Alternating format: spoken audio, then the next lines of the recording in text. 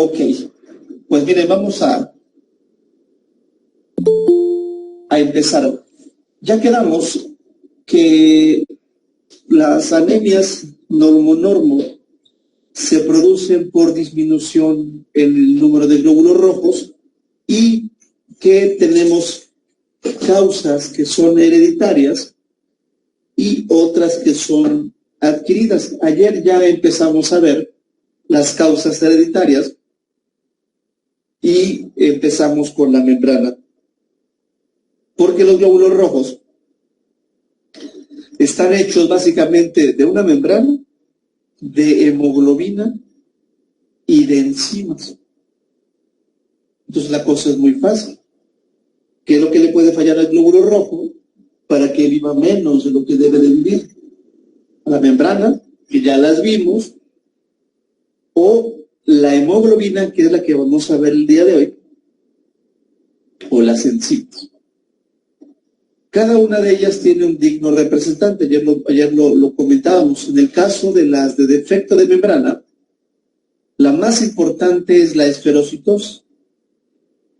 En el caso de los problemas de hemoglobina, no en cantidad de hemoglobina, ojo, sino en la calidad de la hemoglobina, es la hemoglobina S. Pero hay más, y las vamos a mencionar. Entonces, fíjense, paciente femenino de 7 años con notable ictericia,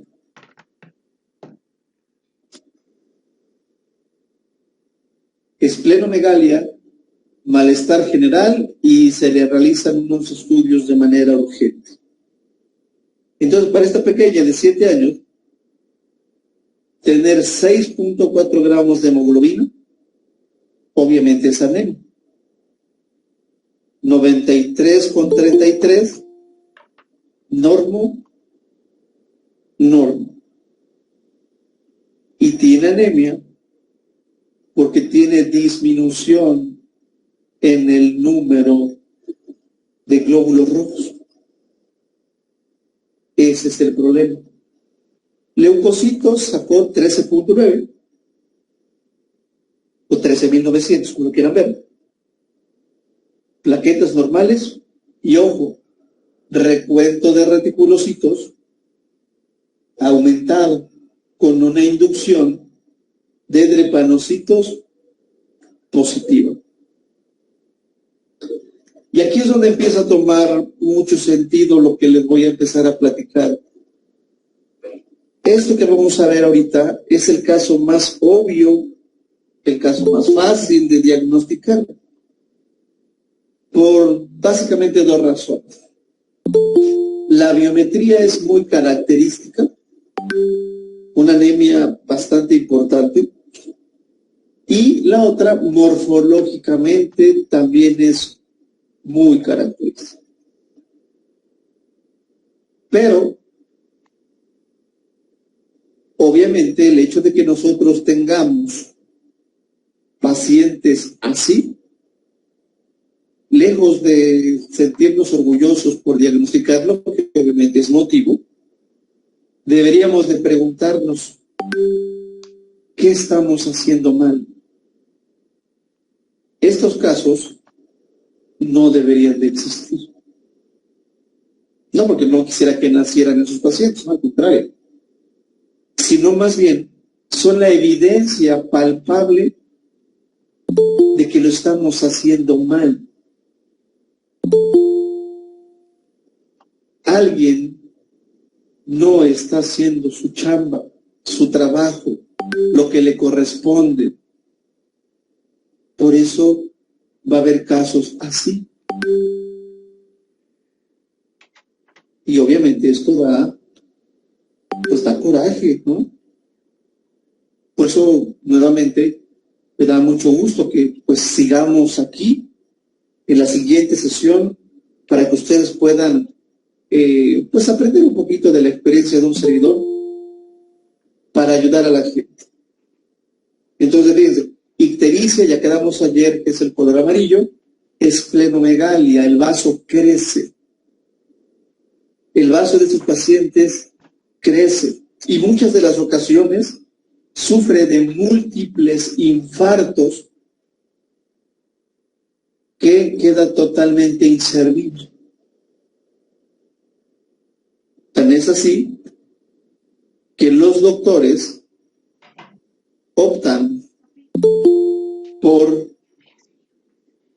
retirar el vaso, porque ya no sirve. Y entonces apúntale.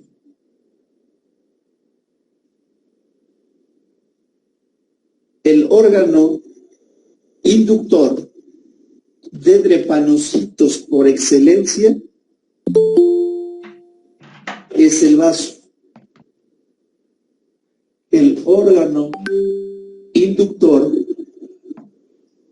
de drepanocitos por excelencia es el vaso.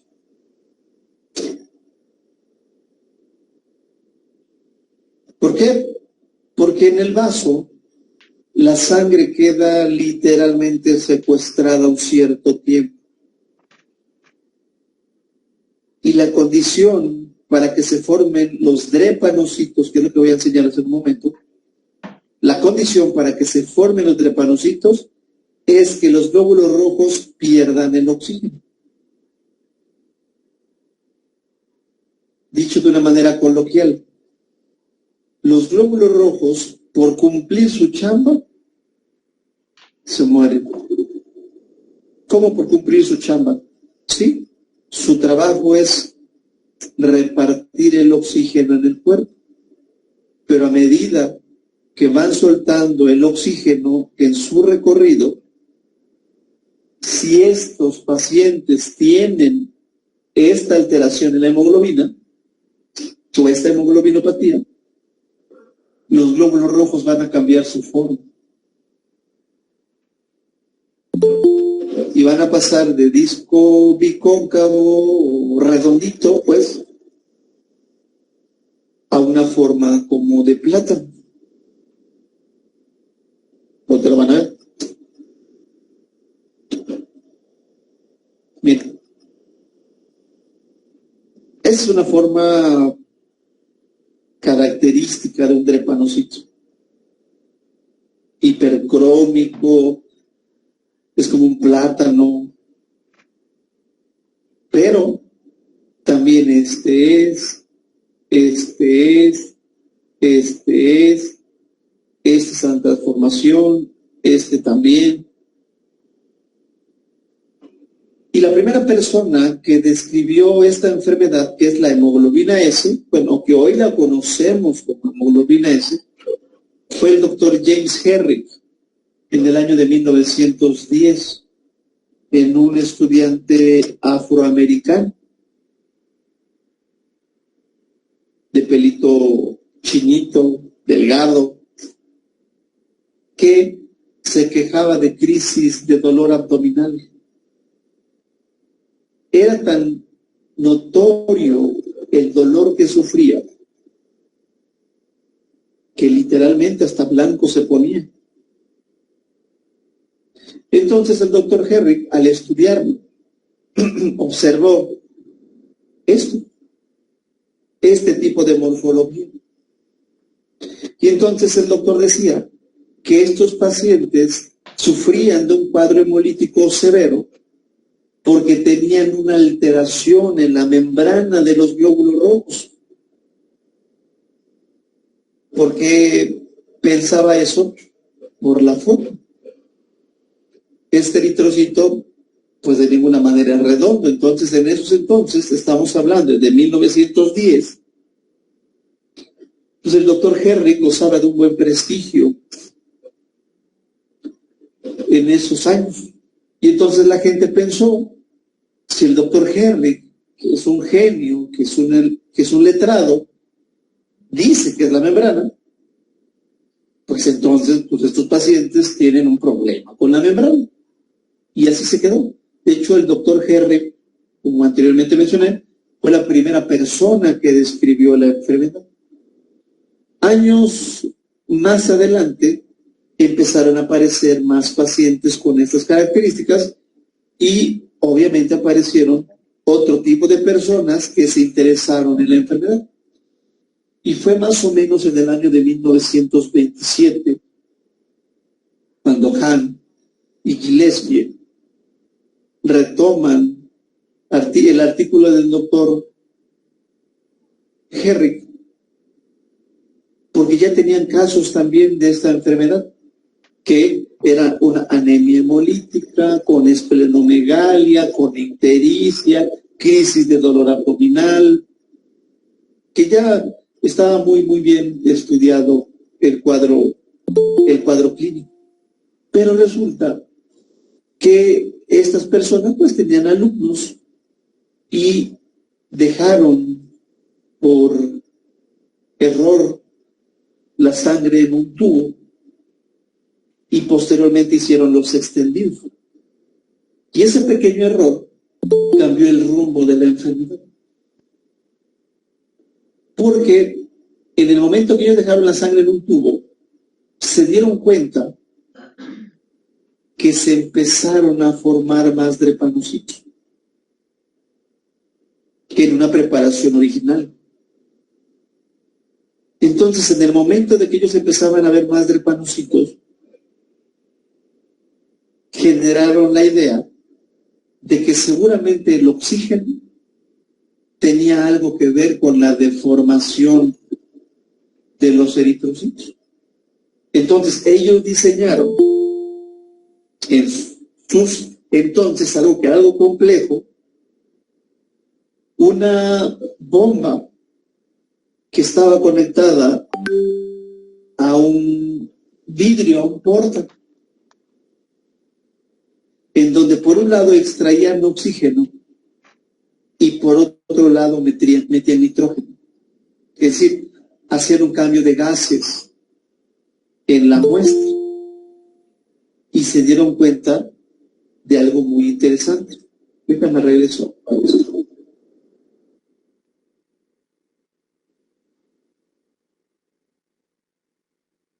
Quiero enseñarles esto. Se dieron cuenta que en ese mecanismo de intercambio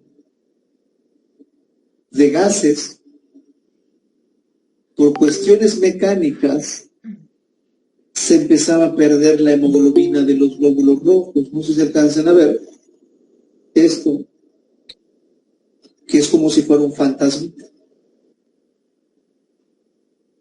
Esto mismo. Entonces los doctores pensaron, el doctor Herrick menciona que el problema está en la membrana. Pero en este momento que nosotros estamos haciendo nuestro experimento, se encontraron glóbulos rojos que por acción mecánica perdieron la hemoglobina y que aún así, estando intacta la membrana, no se deforma. Esto quiere decir que entonces no es cierto lo que el doctor Herrick publicó en 1910, que el problema estaba en la membrana. Lo que se acaba de perder es la hemoglobina. Entonces ellos generan la teoría de que el problema no está en la membrana, sino más bien está en la hemoglobina. Y obviamente pues ellos reportan sus hallazgos y pues obviamente dándole el crédito al doctor Herrick la primera persona que describe la enfermedad, pero obviamente pues con su detalle de que ellos habían descubierto que el problema no estaba en la membrana, sino más bien tenía que ver con la hemoglobina, que algo tenía la hemoglobina, obviamente no sabían qué, pero que ahí iba el problema para esta deformación de los glóbulos rojos. 1927. Y obviamente esto se empezó a hacer más frecuente y más personas investigaban sobre la enfermedad.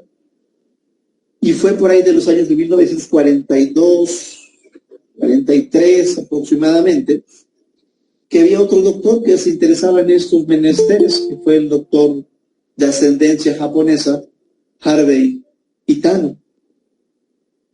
El doctor Harvey estaba estudiando estos pacientes y ya tenía la idea de que algo tenía la hemoglobina y estaba investigando sobre la hemoglobina, pero resulta que en los años de 1940 y tantos sucedió un fenómeno de interés mundial, que fue la Segunda Guerra Mundial. Y ustedes se preguntarán, ¿qué tiene que ver la Segunda Guerra Mundial en todo esto? ¿Qué tiene que ver la Segunda Guerra Mundial en la hemoglobina S? Pues resulta que los japoneses tuvieron a bien bombardear la base militar de Pearl Harbor, cosa que a los gringos pues obviamente no les hizo ninguna gracia. Y entonces, en represalia ante tal suceso, se lanza un decreto en donde todos los japoneses radicados en Estados Unidos los iban a meter a campos de concentración. Y entonces el doctor Harvey Itano es buscado en su domicilio. Tocan las personas de seguridad y le comentan, mire, doctor Itano, con la pena, ¿verdad? Pero fíjese que tenemos aquí una orden donde nos indican que todos los japoneses radicados en este país, pues tienen que cumplir una condena en un campo de concentración. A lo cual el doctor Itano decía, ¿cómo es un atropello? Mi familia tiene más de 5 generaciones aquí. Yo nací en Estados Unidos. Pues sí, doctor, pero usted tiene los ojos rasgados y que me lo entamban. Lo encerraron al doctor Itano un tiempo, hasta que dijeron, ¿sabe qué, doctor Itano? Creo que cometimos un pequeño error, ¿verdad? Y la verdad, pues queremos resarcir de algún modo lo que le acabamos de hacer. Entonces, por favor, doctor Itano, si en algo podemos apoyarlo, por favor, díganos. Estamos en total acuerdo en lo que usted necesite, nosotros se los vamos a dar. Entonces el doctor Itano decía, mire, gracias a su error, por no decirle otra palabra, yo perdí tiempo de investigación que estaba haciendo.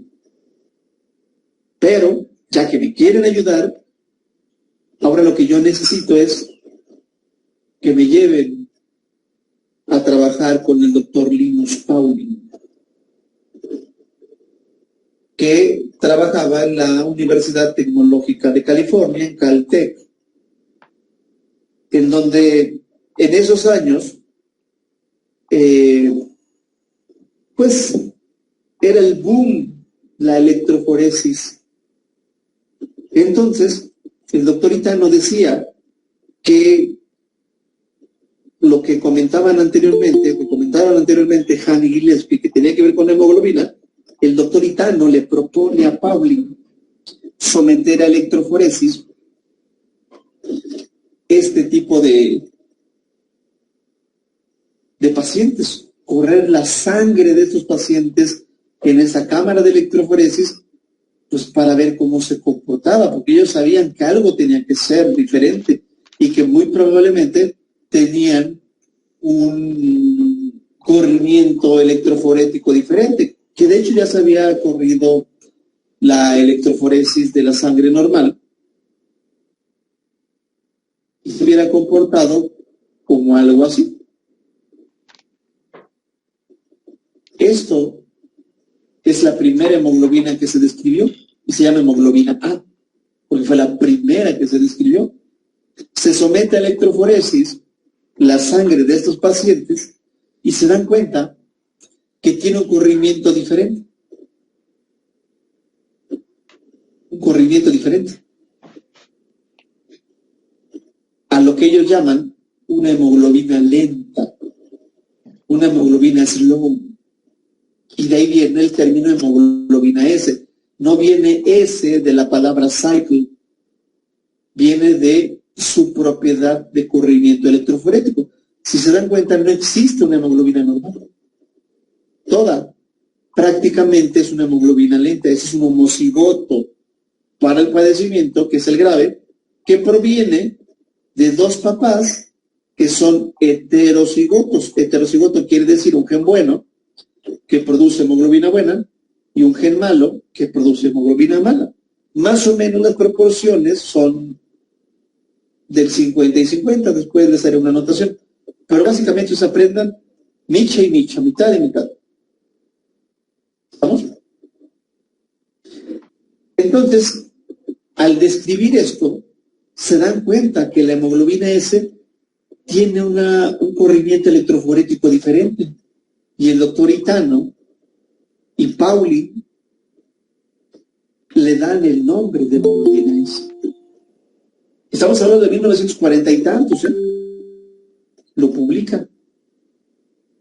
Años después, por ahí del año de 1957, ya se empezaban a hacer los primeros estudios de biología molecular. Y entonces resulta que el doctor Vernon Ingram se pone en contacto con Pauling e Itano y les comenta: esto que ustedes acaban de describir tiene que ver seguramente con alguna alteración en la hemoglobina. Yo ya estoy haciendo pruebas de biología molecular y me gustaría hacer una secuenciación de los genes de estas personas para ver si hay algo raro. Y resulta que Vernon Ingram fue la persona que describió el cambio en el aminoácido número 6 de las cadenas globínicas beta que da origen a la hemoglobina S. Apúntele. La hemoglobina S se produce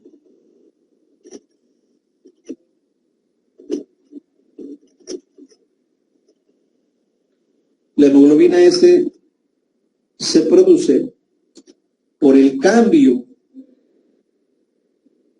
del ácido glutámico por valina. La hemoglobina S se produce por el cambio del ácido glutámico por valina en la posición 6. Posición 6 de las cadenas globínicas beta. Ese es el problema en la hemoglobina S. Ese cambio.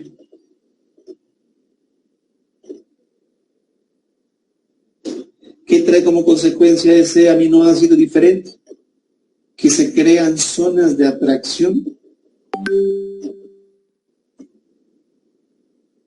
Se crean zonas de atracción entre las moléculas de hemoglobina, polimerizándose de tal manera que deforman al glóbulo rojo.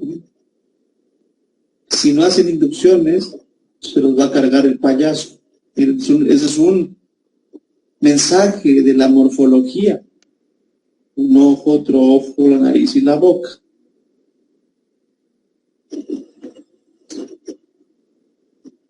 Hagan inducciones para evitar estos pacientes. Entonces, la hemoglobina S fue la primera enfermedad que se describió a nivel molecular, fíjense. Y no ha cambiado hasta nuestros entonces, porque se siguen viendo casos iguales. Aquí tenemos otro caso. 6 de hemoglobina, 92,32, normo. Y tiene anemia porque tiene menos de 2 millones de eritrocitos. Fíjense. Y apúntele. los pacientes homocigotos,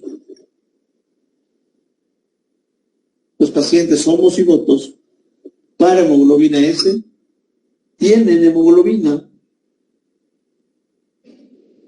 que fluctúa entre los 6 y los 8 gramos.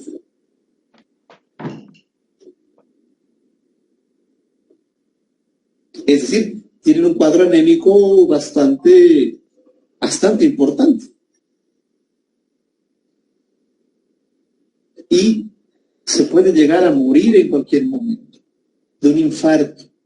Esos pacientes con hemoglobina S sufren de infartos esplénicos, oculares, cerebrales, pancreáticos, renales, en cualquier etapa de su vida. No sé ustedes, pero aquí en México, aquí en mi país, nadie mencionó como personas de alto riesgo para la infección por SARS-CoV-2, COVID, a estos pacientes. A estos pobres cuates, nadie los mencionó como un grupo de riesgo. Sí dijeron, diabético, cuídese, hipertenso, cuídese, tiene usted cáncer, cuídese.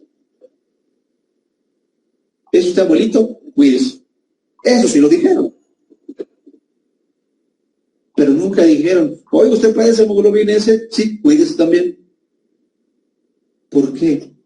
Porque resulta que cuando la infección por este virus se complica, baja la oxigenación. Y al bajar la oxigenación, si el paciente tiene hemoglobina S, se puede morir. Porque entonces se generaría in vivo lo que yo hago in vitro, que es la inducción. Y esto va a ocasionar trombosis. Entonces, esto que yo les acabo de platicar sería un buen punto de investigación allá en Bolivia. No sé, yo creo que sí. ¿Hay casos de hemoglobina S allá en Bolivia? Coméntenme, mis amigos, por favor. ¿Allá hay casos de hemoglobina S?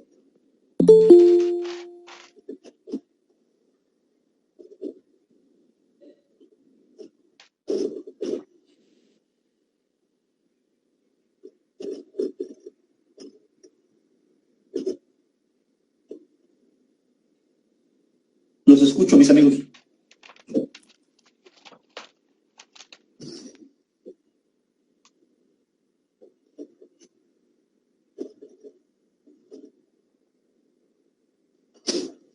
Buenas noches. Esporádicamente sí hemos llegado a presentar en el hospital que trabajo 2 casos. Excelente. Entonces, ¿qué dice? Sí hay. Gracias, Química. Uno decía, dos casos. 2 casos se convierten en un montón de casos, porque esos pacientes tienen papás que tienen la enfermedad, pero que seguramente no lo saben. Aquí en México hay ciertas regiones donde es más frecuente la hemoglobina S, porque en el caso de a nosotros como México, pues nos colonizaron los españoles que traían esclavos africanos. La gente piensa, y a veces es por la literatura que dice, sí, la hemoglobina S, claro, es de las personas negritas, sí, yo he leído eso en el internet. Pero yo conozco pacientes güeros que tienen esto. Entonces, para mí, todos tienen hemoglobina S hasta que no demuestren lo contrario. Es lo que les digo aquí a mis amigos servicios. Todos tenemos hemoglobina S hasta que no demostremos lo contrario. Y entonces, ese es otro caso, fíjense.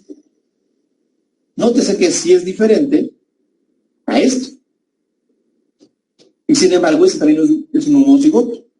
Porque no me gustaría que se quedaran con la idea de que todos los casos son iguales, ¿no es cierto? Algunos tienen más drepanocitos, otros menos drepanocitos. Pero miren, este es un drepanocito, aunque usted no lo crea. Igual que este. Y aquí está un cuerpo de hawaiano que se ve muy chido. Codocito. Pero miren, drepas. Este. Y bueno, tengo codo, va para codo.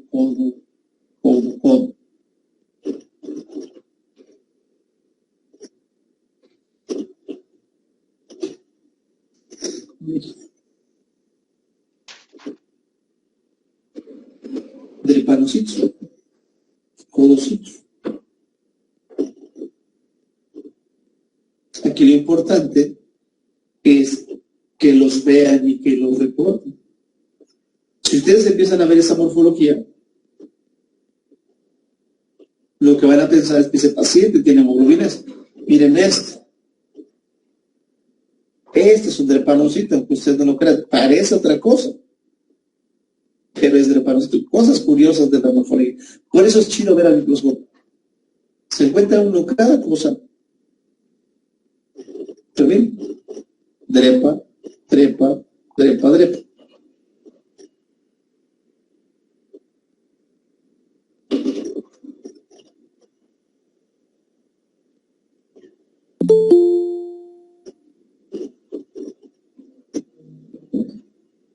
¿Cómo se lo van a informar al doctor? Anemia normocítica normocrómica con presencia de moderados a abundantes drepanocitos. Eso es lo que importa.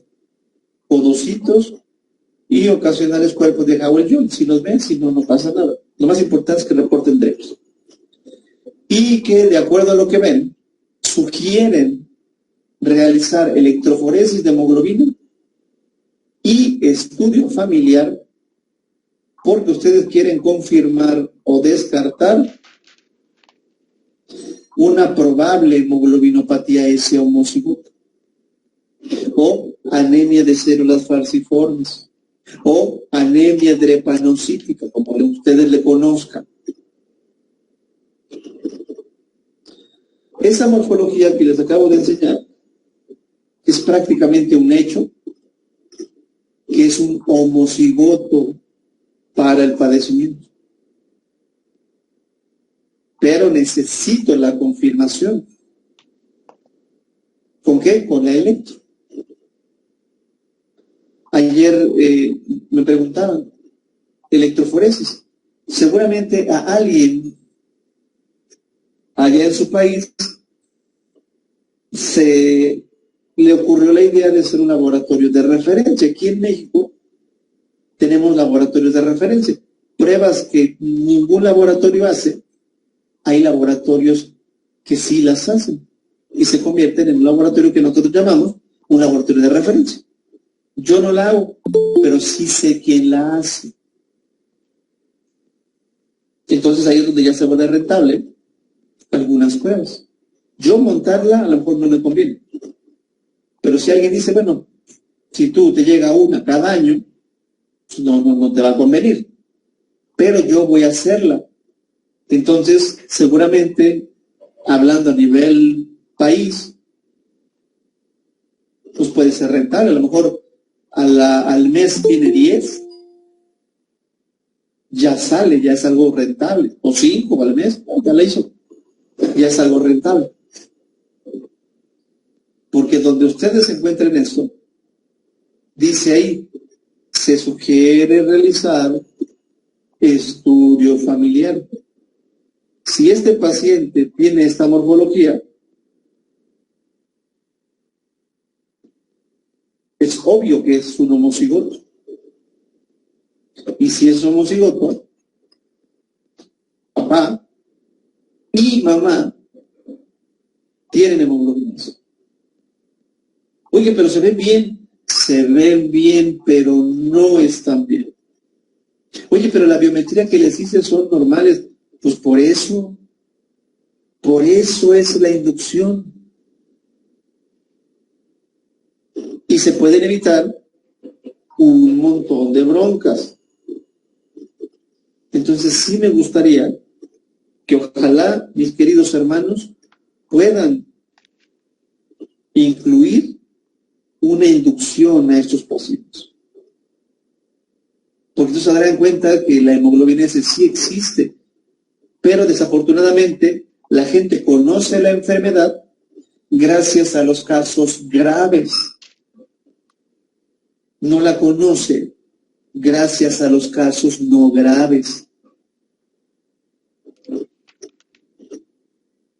Entonces, creo yo que vale la pena montarlo. Clínicamente estos pacientes, pues, vuelvo a decirlo, tienen algún problema. Por eso van con el doctor. Y como van con el doctor, pues, se ve cansado, tiene ictericia, esplenomegalia, pues muy seguramente le van a pedir estudios de laboratorio. Pero si yo no reviso el frotis, no puedo saber esto. En México, increíblemente, pasa esto, que se informa únicamente lo que el equipo reporta. Tal cual.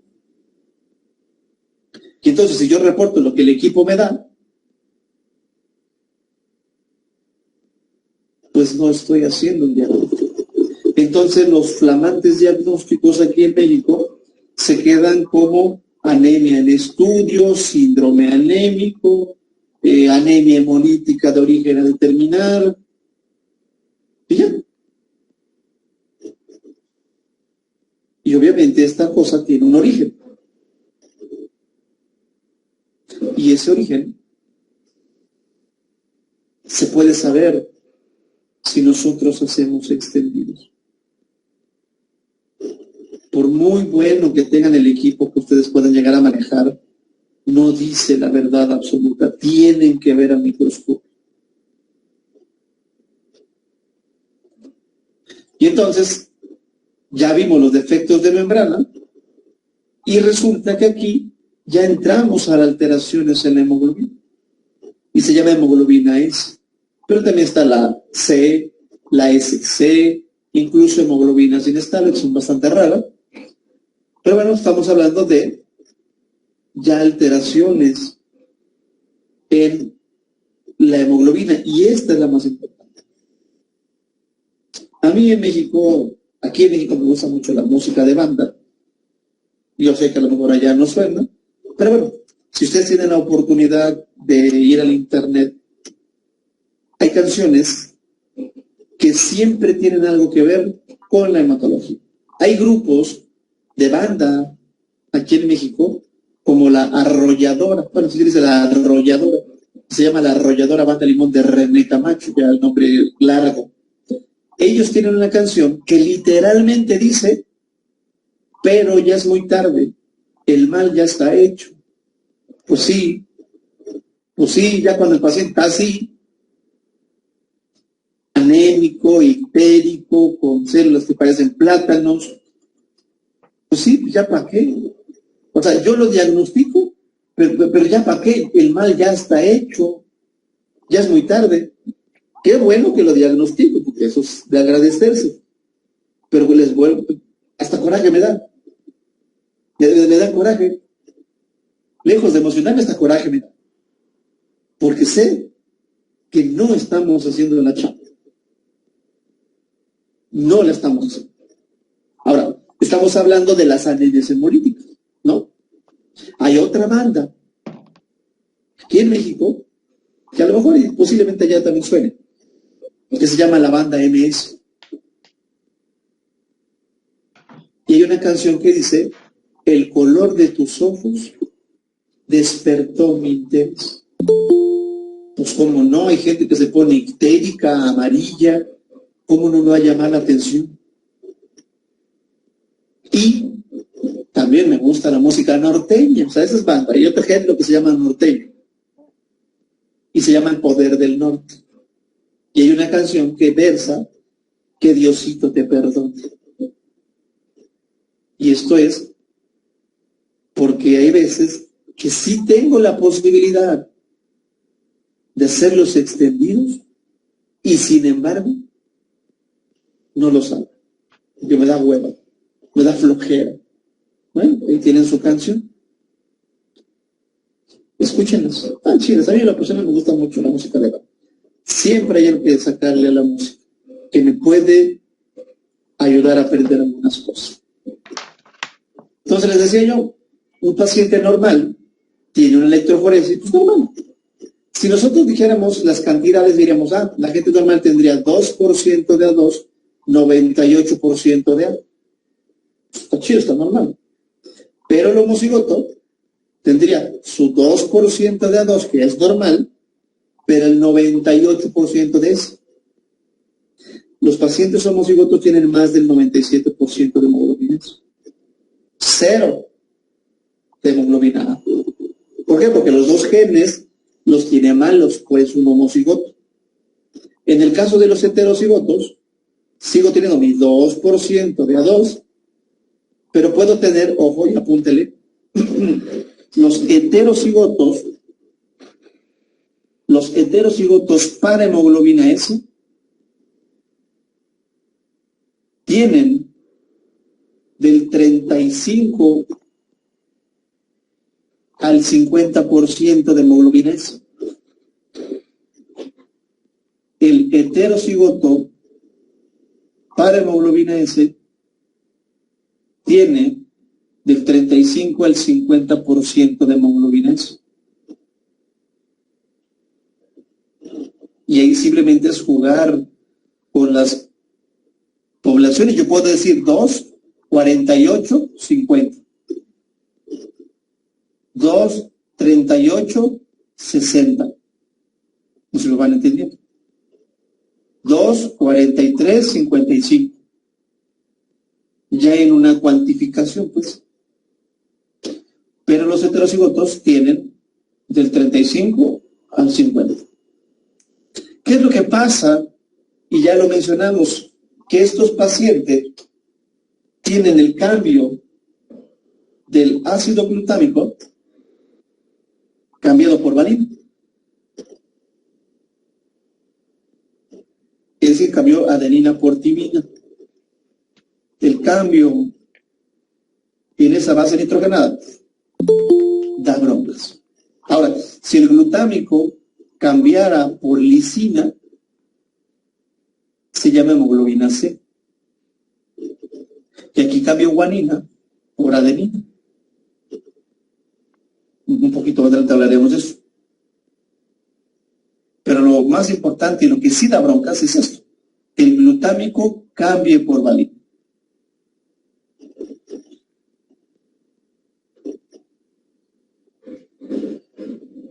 ¿Qué pasará? Pues resulta que los glóbulos rojos, cuando empiezan a soltar el oxígeno, y dijimos que esto es lo que normalmente harían, van a empezar a cambiar su forma y se van a convertir de redonditos a células alargadas que van a obstruir la luz porque se incrustan literalmente. Hágate cuenta que son como agujas circulando. Por eso, cuando mencioné la clínica de esos pacientes, dije que sufren de crisis de dolor. Pues claro, tienen como agujas circulando. Y cuando un drepanocito se atora en la microcirculación, los demás que vienen, pues ya no pueden seguir avanzando porque se obstruyó la vía. ¿Qué siguen haciendo? Pues soltando oxígeno, oxígeno, oxígeno, oxígeno. Y lo que va a pasar es que se empiezan a formar más drepanocitos, más drepanocitos, más drepanocitos, y forman un tapón. A eso se le conoce como una vasooclusión, una trombosis. Oye, ¿qué le pasa? Pues depende. Depende de dónde haya sucedido este evento. En una venita del ojo y tienen problemas oculares. En una venita del cerebro y tienen algún problema cognitivo. O eso sucede en el riñón y sufren de insuficiencia renal. Es decir, las consecuencias son múltiples. estos pacientes, bajo ninguna circunstancia, deben someterse a presiones bajas de oxígeno porque esto complicaría en mucho su padecimiento. Tanto que se pueden llegar a morir. Ahora fíjense, eso, como ya lo hemos podido percibir, esto es muy papita, eso es fácil, es obvio, pues, esto que les voy a enseñar puede que no sea tan obvio. Porque fíjense, paciente masculino de 32, pero puede tener 5 o 10 o 20 o 50 o 80 años, no sé, es muy variable. Que se realiza estudios básicos, ¿no? Y entonces en un principio dijimos, pues, machín de 32 años, se siente bien, 15 gramotes de hemoglobina, 93, 32, leucos bien, plaquetas bien, retis bien, todo chido. A excepción de la inducción. Si no es por la inducción,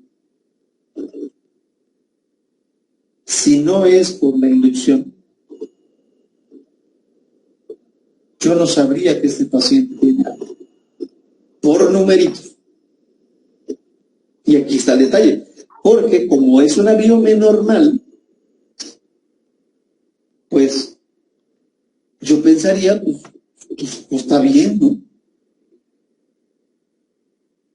No creo que tenga algo, porque todo está bien. Si algo trajera, pues algo estaría mal, sí. Por eso digo, caras vemos, hemoglobinopatías no sabemos. Caras vemos, morfologías no sabemos. Entonces resulta que se hizo frotis y encontramos células como estas. Nótese que este eritrocito tiene hemoglobina para un lado y para el otro lado.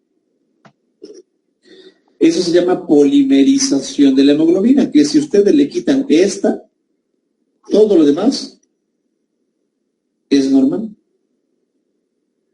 Se ve bien. Estas son las sutilezas. Esto es sutil. Muy pocas personas lo pueden ver. Otro campo. Este es un drepanócito. Y estoy hablando de un heterocigoto. Esto no es tan normal, no es tan frecuente.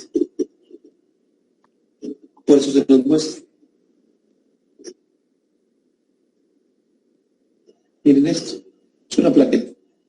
Pero eso son células plegadas, al igual que este, son como unos labios, como un bolillo, decimos aquí en México, es un tipo de pan.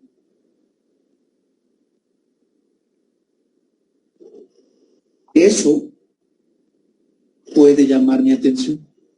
Y si no, miren que son drepanocitos. No es la forma característica, no, porque este es un heterocigoto.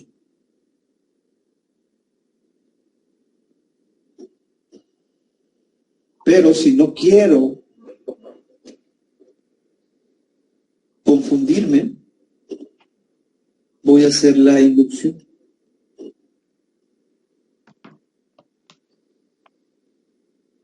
Voy a hacer la inducción. Y aquí está. Se pone sangre en contacto con metabisulfito de sodio al 1%, al 2%.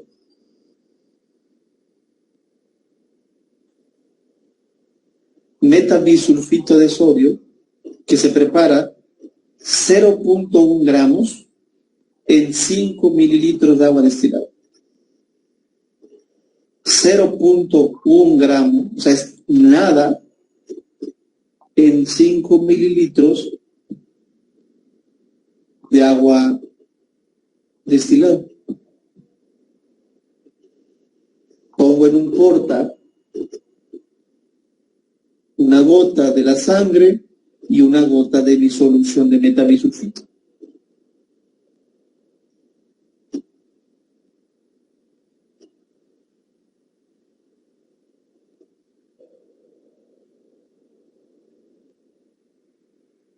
con un cubre, de esos que ocupamos para leer sedimento urinario, de 22 por 22, lo que hacemos es tomar una pequeña porción de esa solución que ya preparé y lo que se le pegue a un borde de ese cubre, lo dejo caer en otro porta y por capilaridad se va a extender la muestra. Y después voy a sellar con parafina derretida los 4 lados. La función del metabisulfito de sodio es desoxigenar los glóbulos rojos.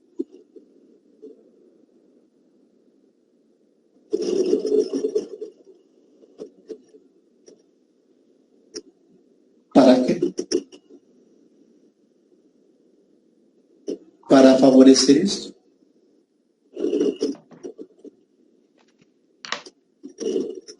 Unos se deforman más, miren esto. Otros se deforman un poquito menos, pero prácticamente todos se van a deformar.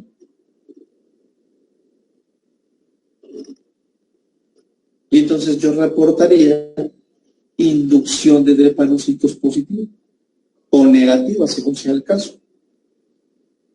Si yo veo que existe un patrón, como lo están viendo ustedes ahí, yo diría, es una inducción positiva. Y entonces lo que yo puedo asegurar es que este paciente tiene hemoglobina S.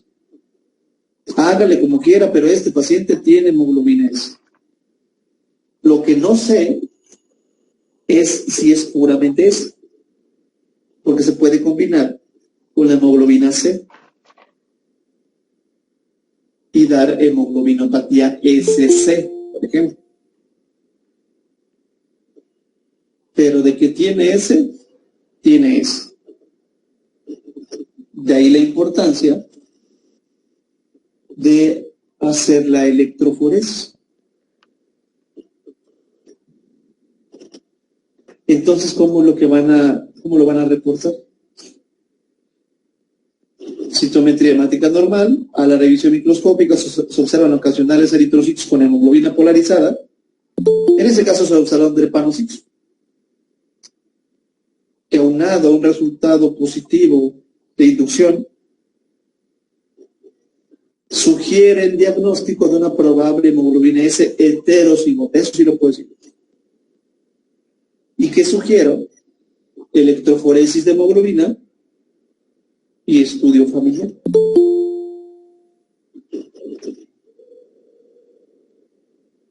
Y eso.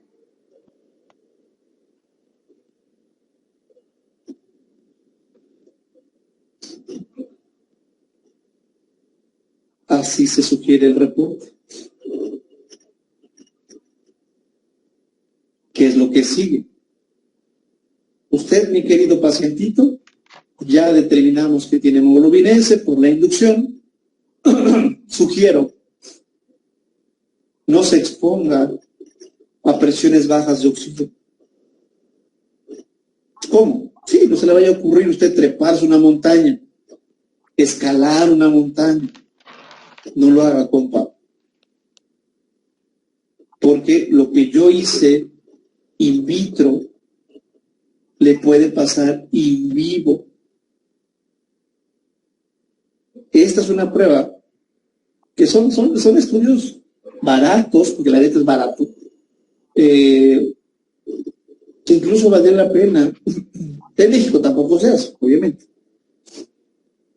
En los bancos de sangre. Esa es otra historia. La gente que se dedica al banco de sangre, mis respetos. Ahí sí yo me considero una persona totalmente ignorante en un montón de cosas. Pero sí puedo decirles que al menos aquí en México es muy triste saber y reconocer que lo que se transfunde es lo que no se estudia. Es muy triste. ¿Cómo que no se estudia? No, porque en México nuestra norma no exige que a los donadores se les haga un frotis. Eso no existe. Únicamente nos basamos en que la hemoglobina esté chida, todo esté chido, que el paciente niegue condiciones de riesgo, y ya, donan.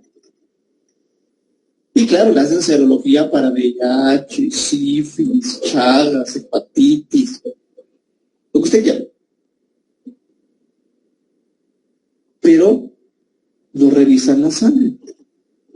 Entonces, una de las cosas que más demanda el servicio de transfusión pues son concentrados de eritrocitos que se transfunden, pero ni siquiera se estudiaron. Qué triste, ¿no? Entonces, ojalá y allá en su país pues se hagan frotis a los donadores, ¿no? Y si no lo hacen, valdría la pena que establecieran como una prueba esto.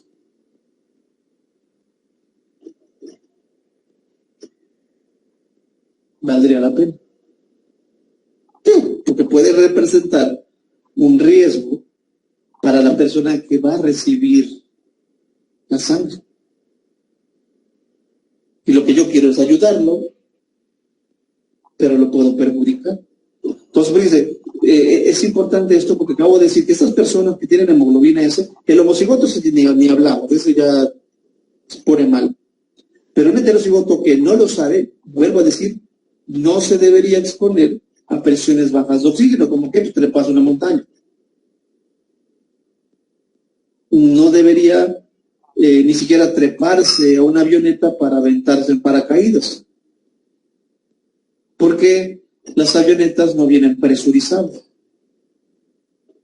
Entonces, como se elevan a cierta altura, en ese momento se reduce la disponibilidad de oxígeno. Y a la gente normal no le pasa nada. Pero a un paciente con la enfermedad, pues obviamente sí le va a pasar. Porque se puede morir.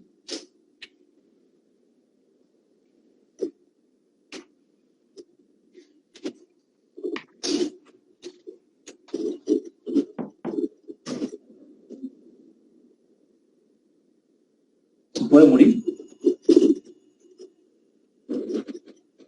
Entonces, hagan estas pruebas. Ya el resultado para este paciente de esta electroforesis fue así.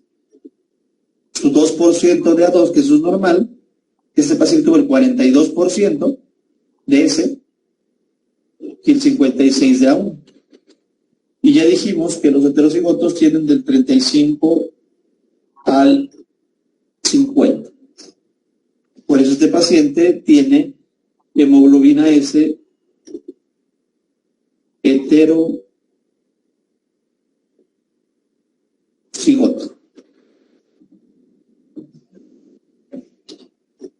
Y aquí está. Un gen bueno que produce hemoglobina buena y un gen malo que produce hemoglobina S.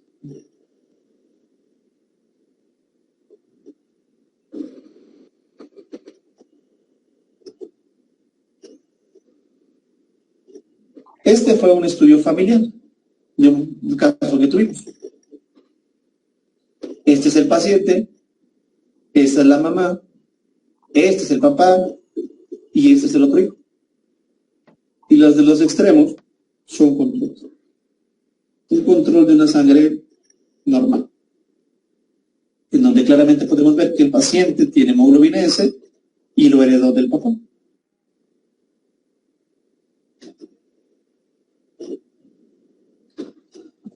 ¿Cómo diferenciar la hemoglobina S homocigota de la heterocigota? Pues es muy fácil. El homocigoto, ya dijimos, tiene entre 6 y 8 gramos, lo más común.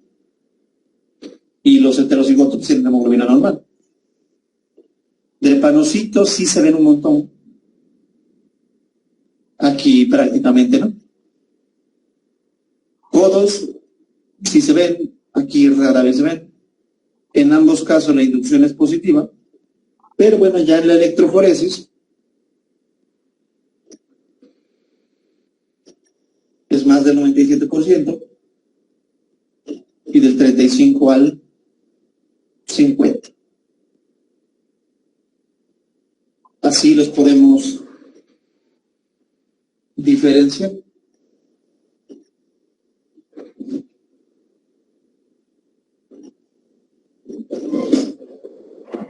Hasta aquí, mis queridos amigos, ¿alguna preguntita?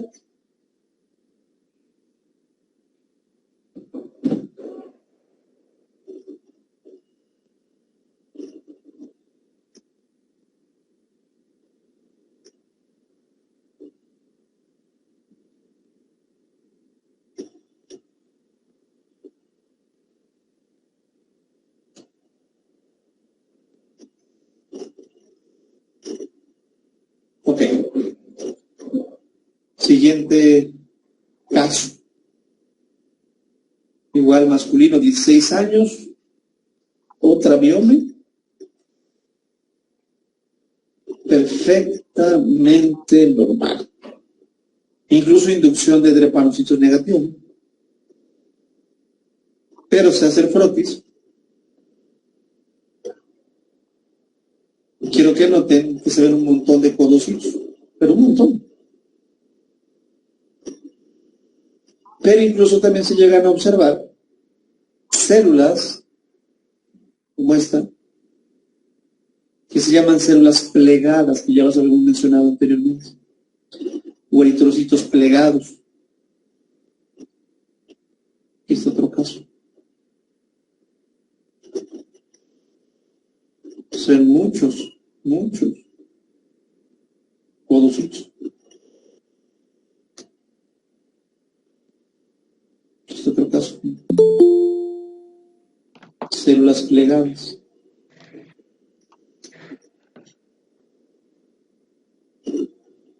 Codos. Entonces usted apúntele. La presencia o el hallazgo, como usted lo quiera mencionar,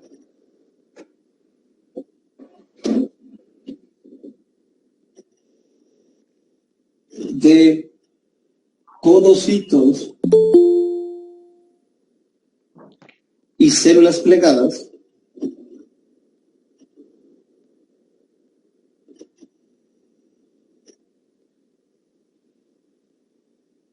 el hallazgo de codocitos y células plegadas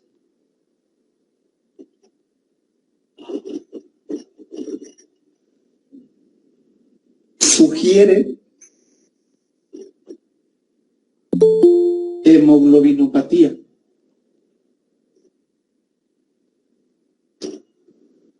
Sugiere hemoglobinopatía. ¿Cuál? Eso sí no lo sé, porque yo lo dejo abierto, como puede ser la S, la C, la SC, la D, la G. Por eso únicamente lo menciono como hemoglobinopatía, que es lo que ustedes tendrían que pensar, y deben hacer electroforesis de hemoglobina.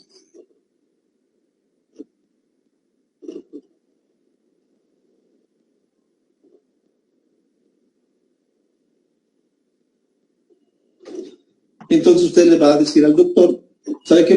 La biome es normal, pero vi muchos codocitos, vi células plegadas, y yo sugiero electroforesis de hemoglobina porque puede ser una hemoglobinopatía. Y también quiero que apunten lo siguiente. La presencia de codocitos, la presencia de codocitos se asocia a dislipidemias. Es otra razón o otra explicación de los codocitos.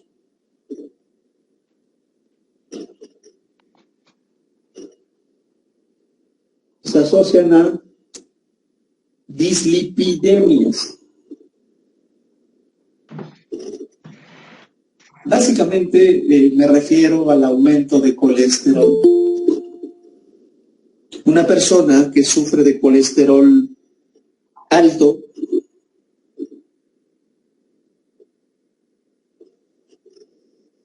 puede llegar a tener podocitos,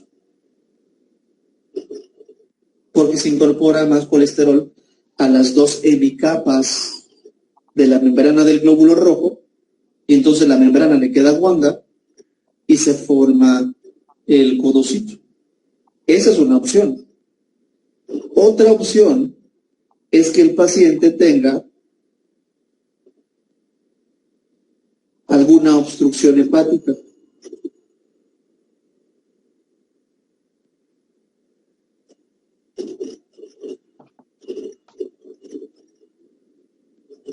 Las sales biliares inhiben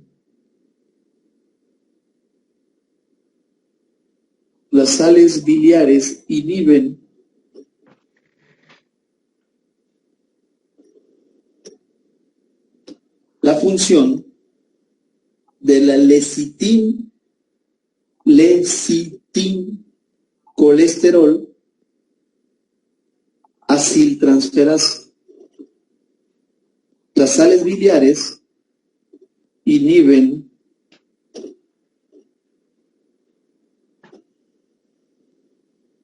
la función de la lecitin-colesterol aciltransferasa. A fines prácticos, lo que quiero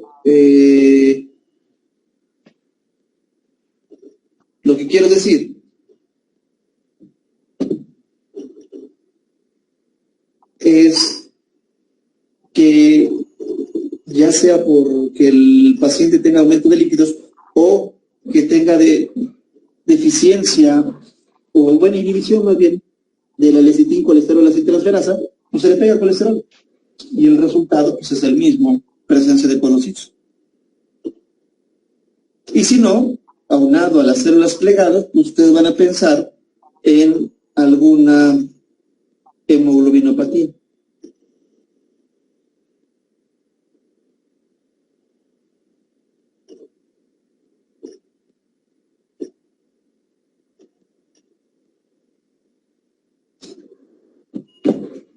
Y entonces ahí es donde nosotros necesitamos hacer también electroforesis de hemoglobina.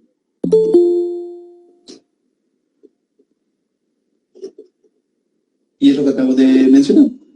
Obstrucción hepática, aumento de colesterol, incluso la ausencia de vaso también se asocia a la presencia de codocitos.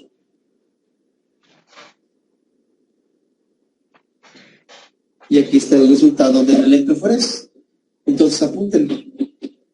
Hemoglobina 2 del 50%, hemoglobina 2 del 50%,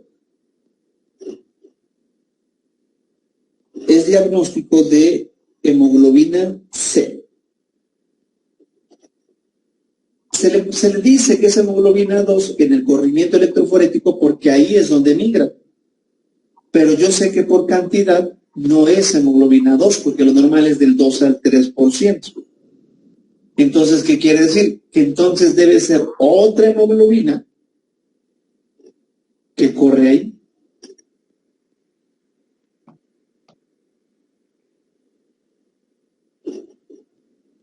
Debe ser otra hemoglobina que corre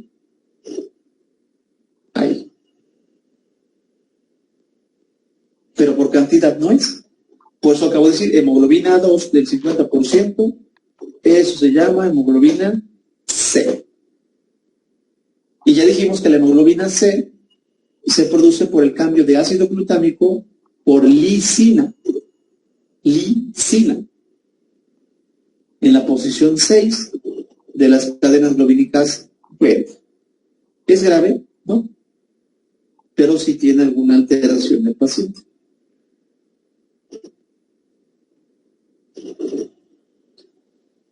Glutámico por lisina, hemoglobina C.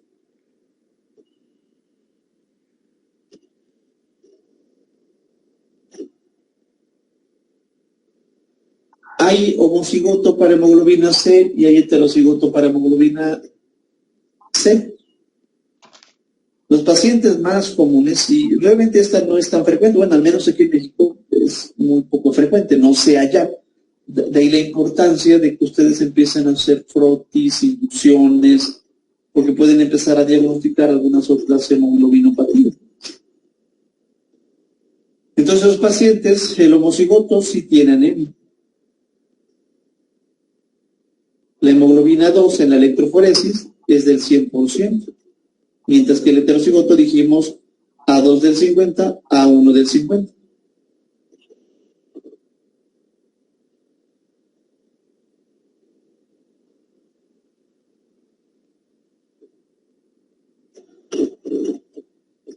Esa es la diferencia. Ahora fíjense este caso. Femenina de 22 años, ictericia,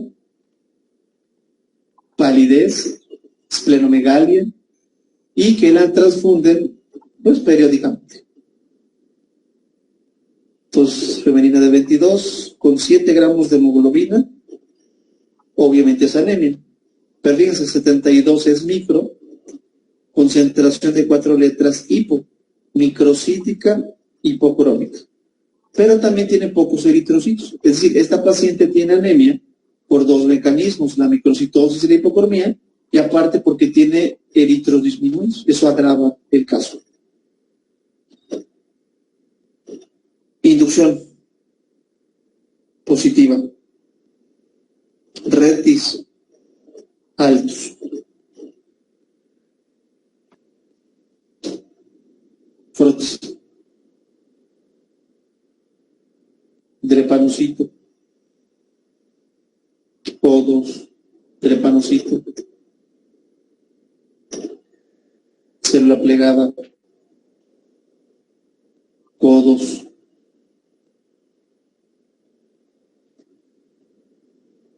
Eritroblasto.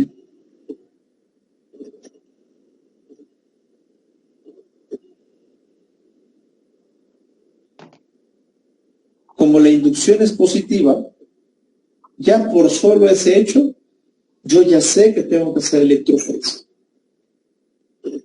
Pero interesante, como tiene microcitosis e hipocromía, también tengo que hacer el perfil de hierro. ¿Cómo se lo dirían al doctor?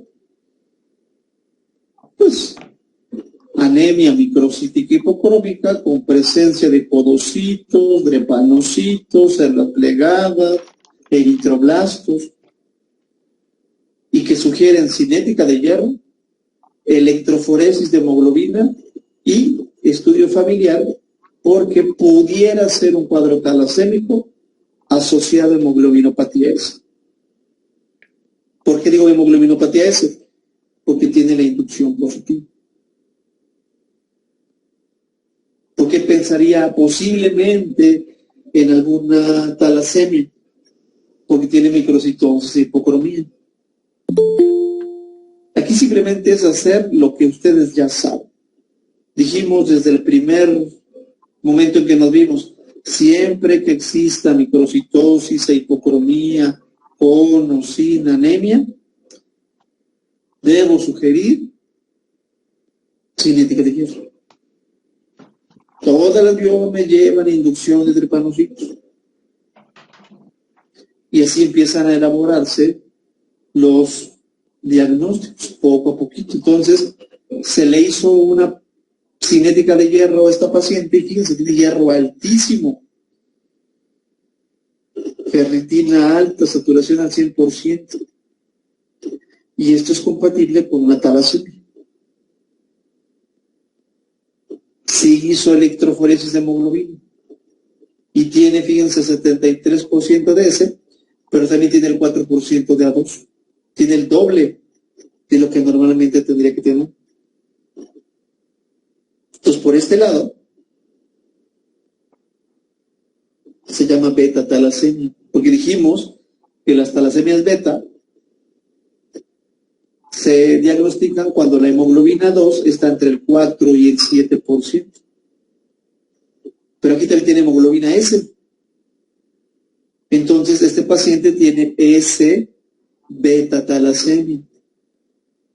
Es decir, tiene dos enfermedades en uno. No sé ustedes magnifiquen qué tan grave es tener las dos juntas. Esto es muy delicado. Muy delicado. Esto quiere decir que si este paciente tiene S-beta-talasemia, su papá, uno tiene hemoglobina S y el otro pues tiene beta-talasemia. Tiene las dos. Cuando son tres conocidos, no sé qué entrar. Y está pegado. Sí. Heredó las dos. Diferente examen, hija. Sí, ¿verdad? Esto no es bueno para el paciente. De hecho, esta personita, en paz descanse, falleció este año por COVID. Curiosamente. Entonces, fíjense, es una buena chamba para el clínico. Estudiar a sus pacientes. Si no son ustedes, ¿quién les va a echar la mano?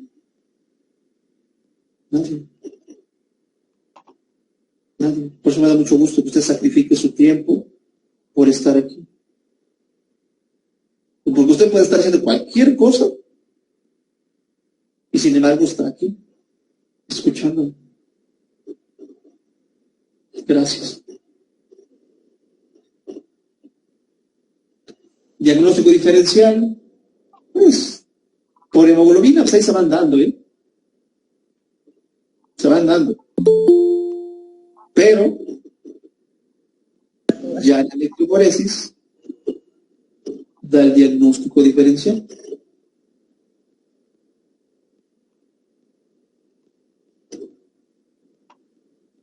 Entonces, estas dos enfermedades en uno.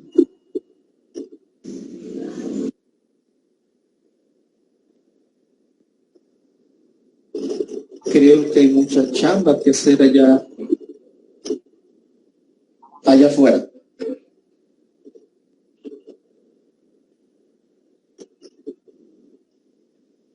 Y bueno, ya prácticamente para ir despidiéndonos, hay otro tipo de hemoglobinopatías, no nada más la hemoglobina S, la C, en este caso la S-beta-talasemia. Hay más. Hay más, está la SC. Y en ese caso la hemoglobina D, que curiosamente en una electroforesis migra igualito que la hemoglobina S, nada más que tiene una inducción negativa. Por eso es importante hacer la inducción, que no nada más se queden con la idea de la electroforesis como la verdad absoluta, porque nos podemos equivocar.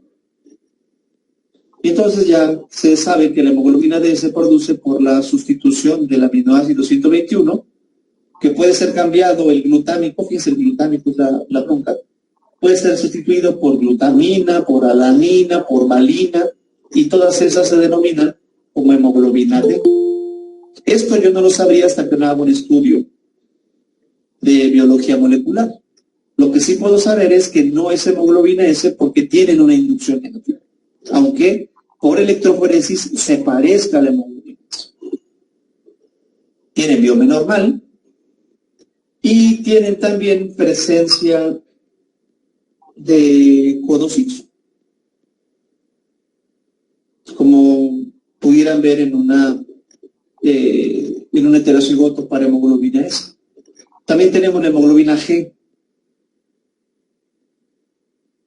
También corre en el lugar de la S, tiene inducción negativa, tiene presencia de codos, pero ya por biología molecular se conoce que es la sustitución del aminoácido 7, que es glutámico, pero por lisina. Pero es importante la inducción. Obviamente esta sería mucho más rara. La más frecuente se llama hemoglobina S, que es lo que yo les quería platicar básicamente en esta sesión del día. No sé si tengan alguna pregunta.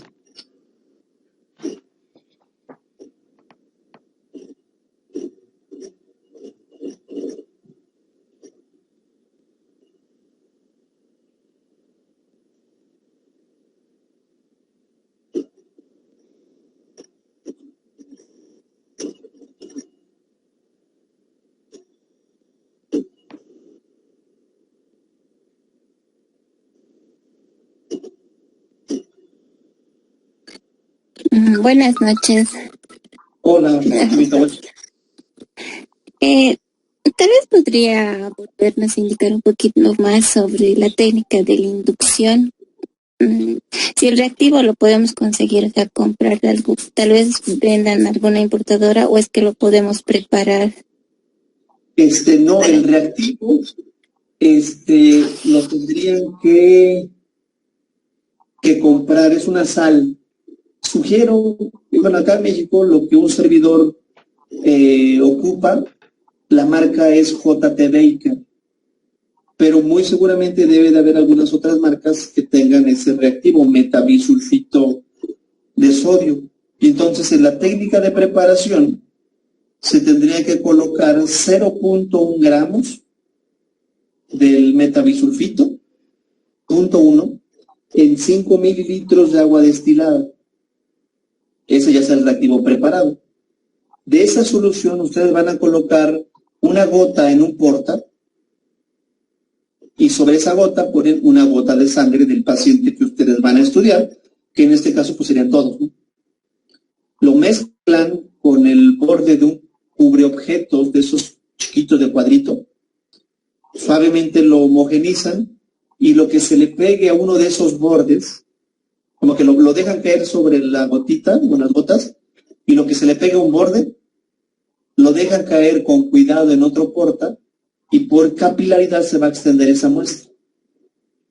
Para esto ustedes previamente ya tendrían que haber prendido una veladora para obtener parafina derretida. Entonces con un hisopo, un algodón, lo que van a hacer es impregnarlo de esa parafina derretida y sellar los 4 lados de ese cubre. Y lo dejan ahí.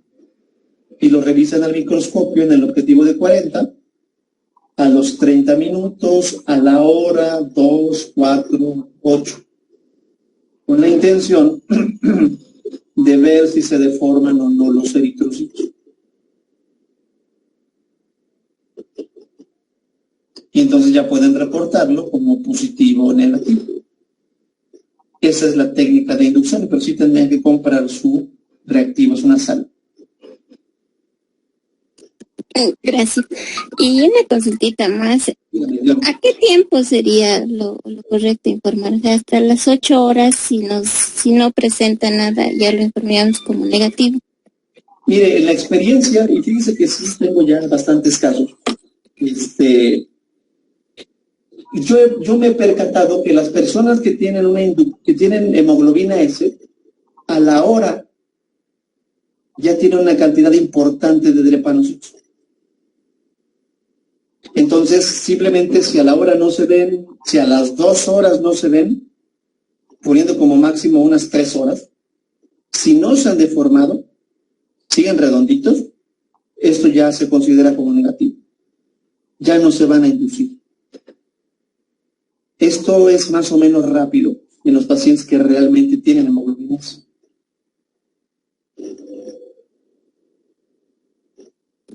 Muchas gracias. A sus órdenes, química.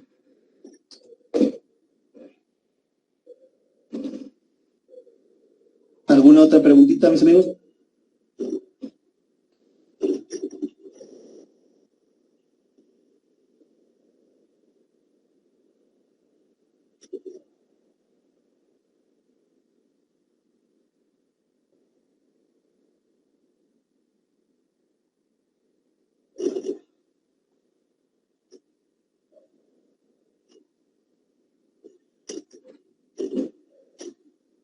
Preguntas.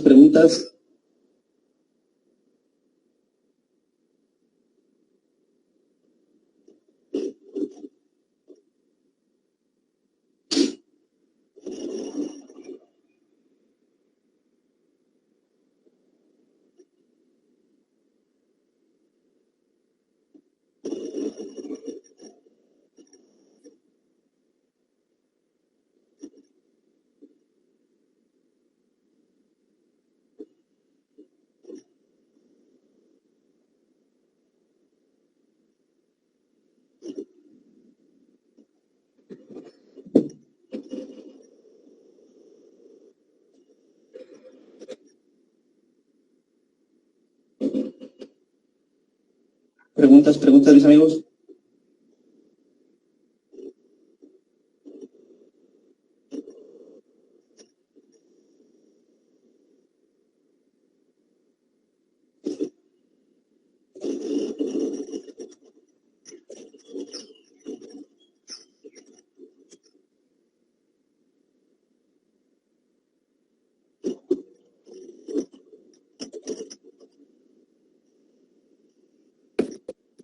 Otra consulta más.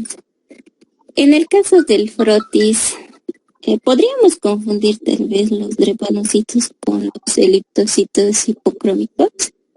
¿O sí es marcada la diferencia? Es muy marcada la diferencia y, por ejemplo, es una buena pregunta. En el caso de los eliptocitos, por ejemplo, los pacientes pues tienen realmente una biometría normal, normo, y los pacientes que tienen hemoglobina S tienen anemia. Y si tuvieran dudas, realmente la inducción salva el día. Por eso es importantísimo, mi estimada amiga, que puedan hacer la técnica. Se requieren dos cosas: reactivo y ganas de hacer las cosas.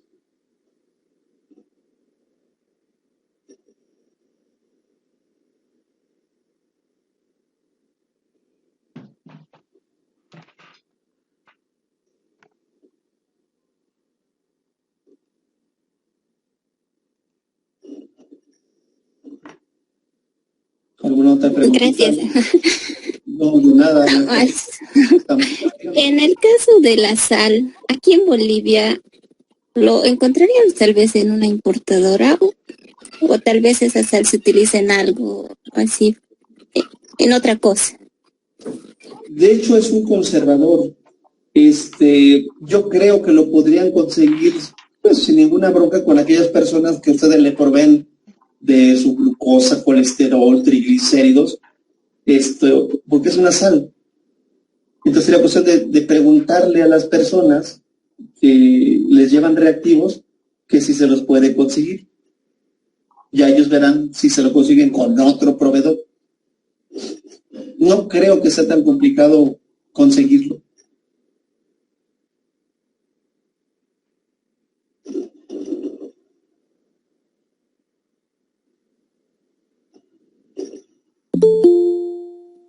Ay, muchas gracias. De nada, Química, a sus órdenes.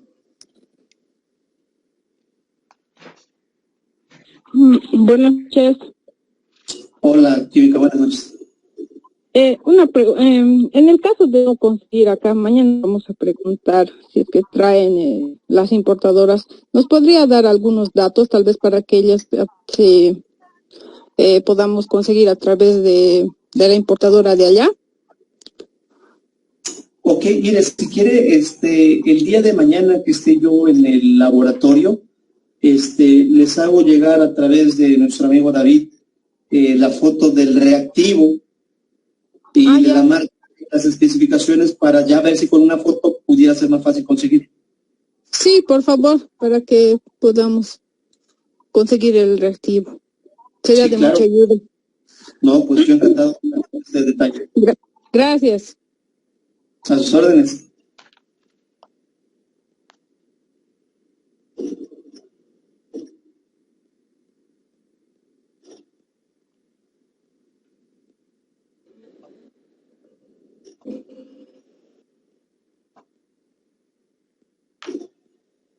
¿Alguna otra preguntita, mis amigos?